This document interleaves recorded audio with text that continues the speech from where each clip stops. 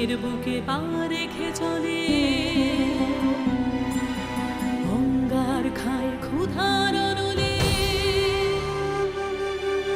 একটি মেয়ে জন্মের নারী যায় তার ছিঁড়ে, সাদা পায়ের আড়া গিয়েছে যে উড়ে শান্তি নেই। এ দেশ এখন ওদের ঘর, এ দেশ আমার নাই, তবুও কেন মাটির বুকে মায়ের গন্ধ পাই।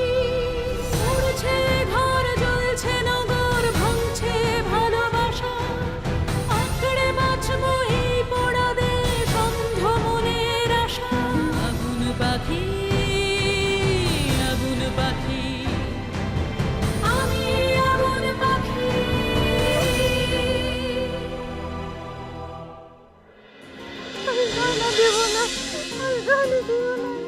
এই তুই চুপ কর, অবস্থা তো খুব বেশি রে। এই তোর বদলে যদি তোর স্বামীর কল্যাণ এখনই কেটে ফেলে দিই।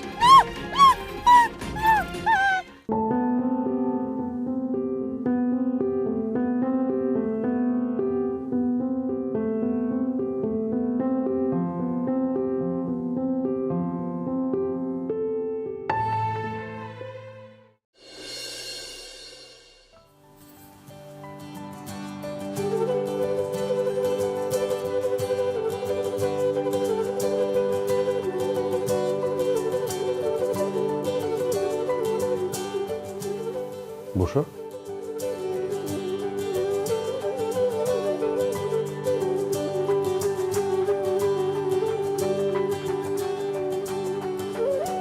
তোমার তো দেখছি অনেক সাহস।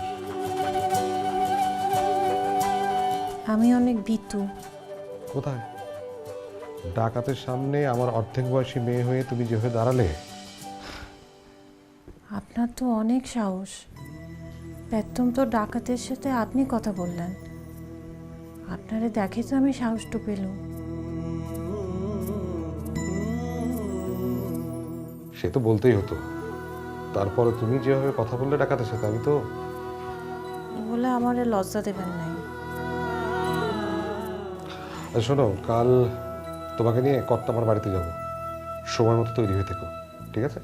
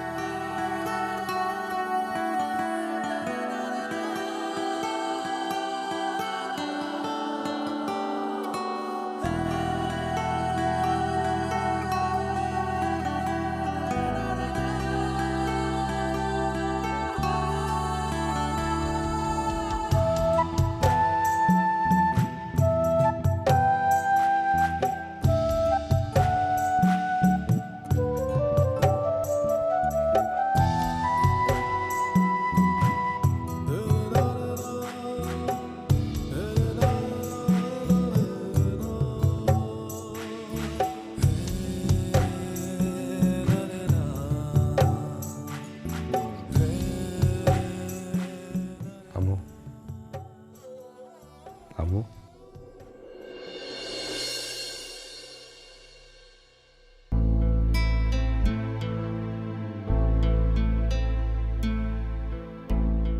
তুমি তৈরি হও, কর্তামার বাড়ি যেতে হবে। আমি তৈরি হচ্ছি।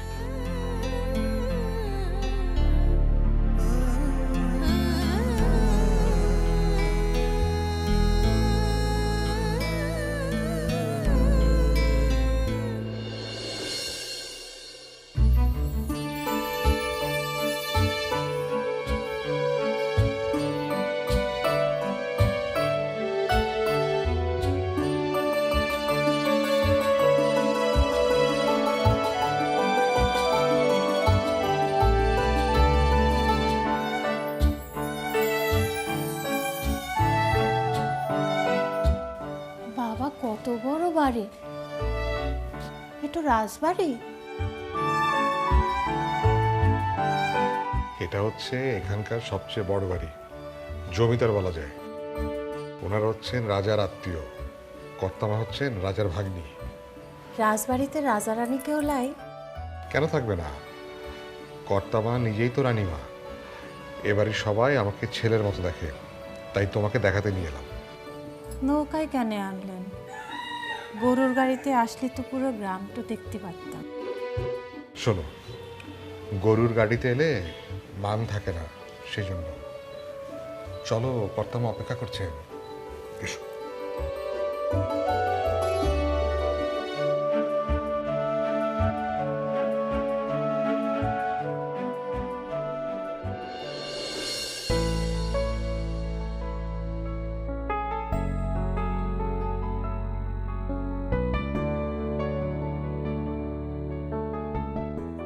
রাজার বাড়ি বলে কথা, এই গ্রামের যা কিছু দেখবে সব হচ্ছে ওনাদের দান।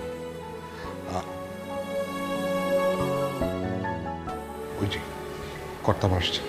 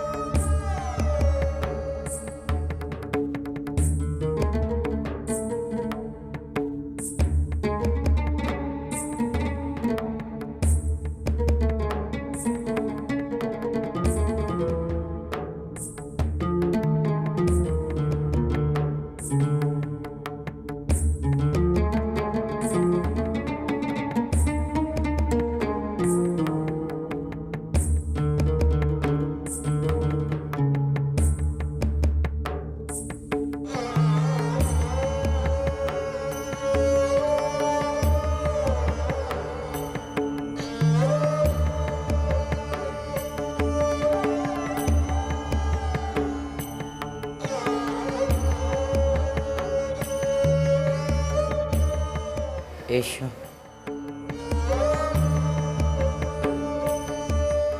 কি হলো?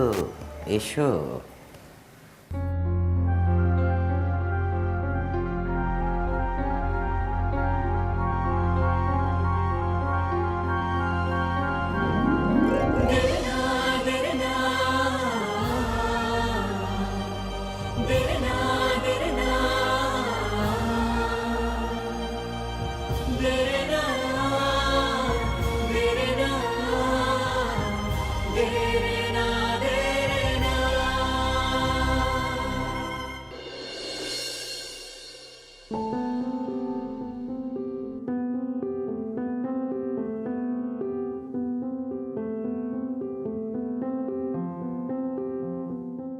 এসো, এসো।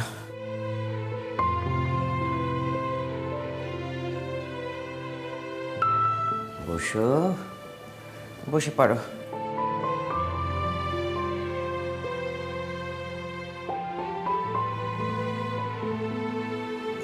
বুঝলে বৌমা, তুমি আমার খুব আদরের, আর তোমার ওই স্বামী ও তো আমার ছেলেরই মতন।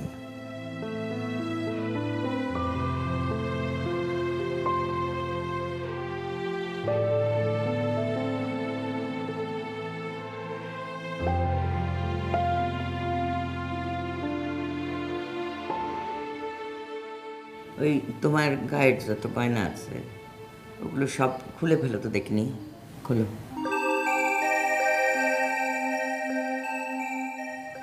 সব খুলবো? হ্যাঁ, সব করলো। নাও, এখানে গয়না আছে, এগুলো পড়ো। নাও, ধরো।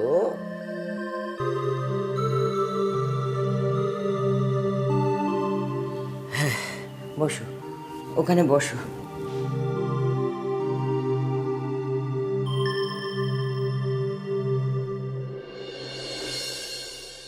কি গো, বসো।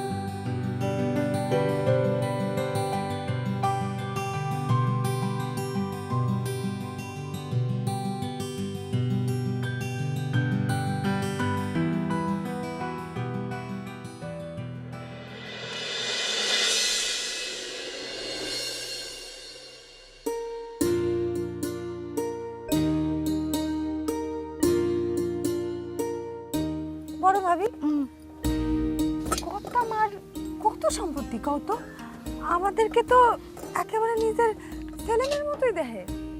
উনার দাদাজানের আমলে গিন্নিমাদের ওই বাড়ি তৈরি হয়। কত ইতিহাস আছে যে ওই বাড়ির। আমাদের রাজা মানে আমাদের গিন্নিমার মামা, উনি ছিলেন ভীষণ ভালো মানুষ, কোনো জাতপাত মানতেন না। ও তাই? এমনও হয়? আরে খুব ভালো মানুষ ছিলেন উনি। উনি বিয়ে করেছিলেন এই গ্রামীণ গরিব ঘরের মেয়েকে বিয়ে করেছিলেন আমাদের হিন্দু রাজা। আবার এই গ্রামেই ওনার নিজের ভাগিনীকে মানে আমাদের কর্তামাকেও বিয়ে দিয়েছিলেন। ও তাইলে তো এই গ্রাম যেমন রাজা মশাইয়ের শ্বশুর বাড়ির গ্রাম, তেমনি আবার গিন্নিমারও গ্রাম। আর বলতে এই ওদের মনে হয় আসার সময় হয়ে গেল রে। চল চল চল আমরা উঠি।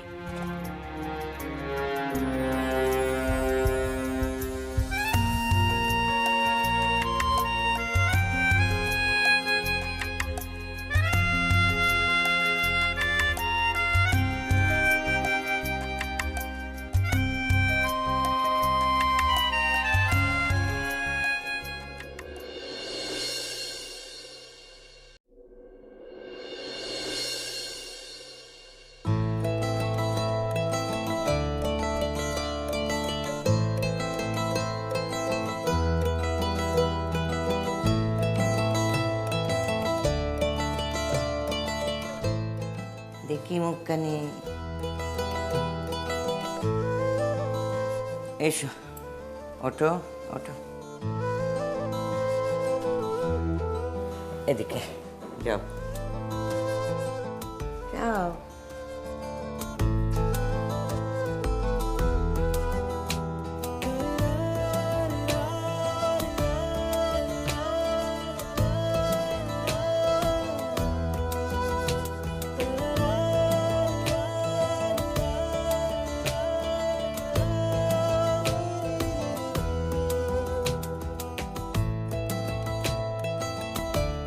বৌমা,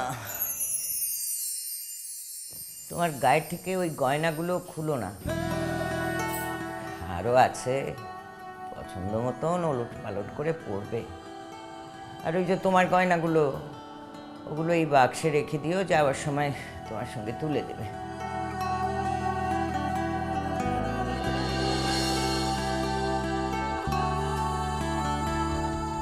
হ্যাঁ রে, ওদের জন্য একটু জল খাবারের ব্যবস্থা কর। আগে করতাম।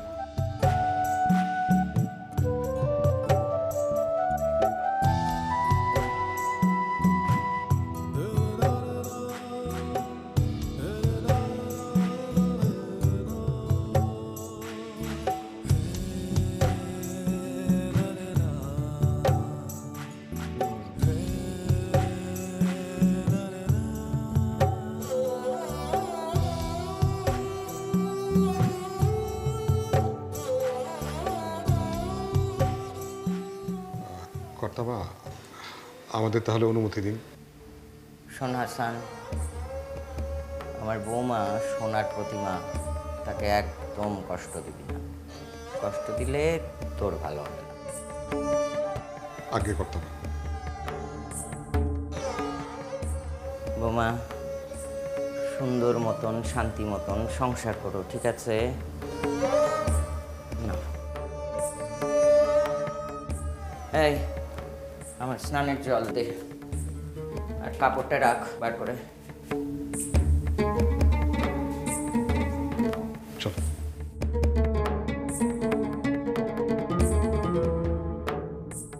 এসো। আয় আয় বস।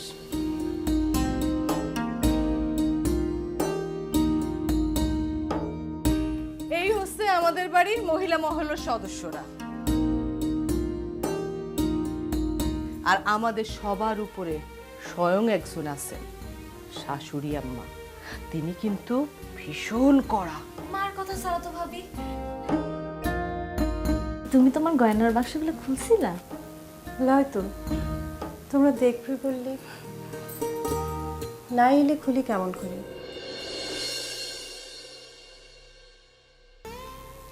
তা তুমি বুঝি আমার ননদ? হ্যাঁ গো, এজন তোমার বড় ননদ। আর এই যে আইব্রো দুটো দেখছো, সেজো আর ছোট। মেজো ভাবি, তোমার গয়নার বাক্সের গয়নাগুলো আমাদের দেখাবো না? নিশ্চয়ই দেখাবো। তাই একটা কথা বুঝতে পারিছি,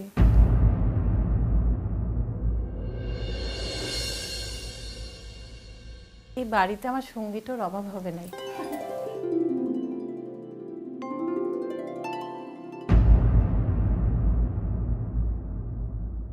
কে কে ওখানে?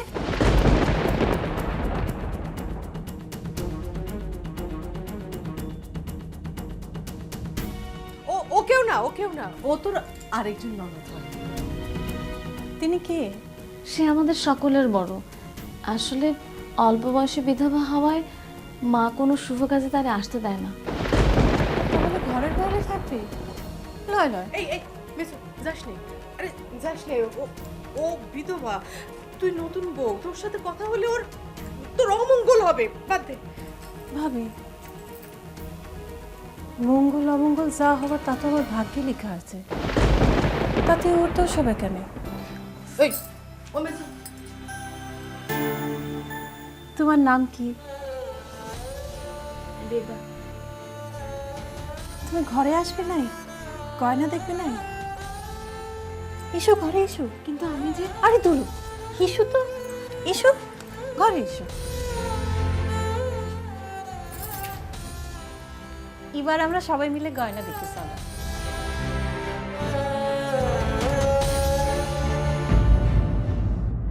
ভাবি, ও তুমি? ভাই তোমার এটা দিতে কইস। ভাই মানে তিনি? হুম।